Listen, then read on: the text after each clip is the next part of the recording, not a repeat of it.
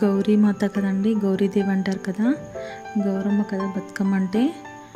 ఇలా పప్పు చక్కెర పెట్టుకోవాలి, పెసరపప్పు చక్కెర. ఇలా అమ్మవారిని పూజించుకున్న తర్వాత బతుకమ్మ ఆడుకోవాలి. ఇక్కడ వచ్చి మా పాప నేను ఆడుకుంటున్నామండి. బయటికి వెళ్ళడానికి లేదు కదా, అందుకే ఇంట్లోనే ఆడేసుకుంటున్నాము.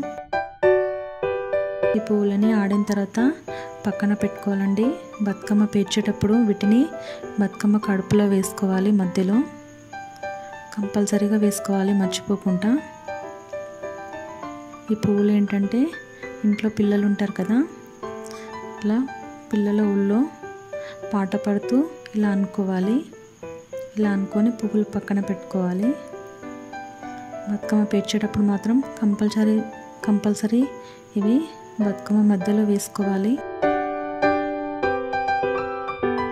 ఇక్కడ వచ్చి మా బాబుకి అంటున్నాను నేను పాట పాడుతూ. ఇది వచ్చి సెకండ్ టైం అండి. 2 వీడియోలు కూడా ఇందులోనే పెట్టాను, చూసేయండి ఎలా చేసుకుంటున్నానో.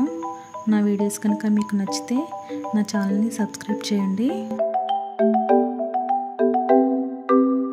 మీలో ఎవరెవరు ఇలా చేసుకుంటారో కూడా నాకు కామెంట్స్లో చెప్పండి, ఓకేనా? Bye friends.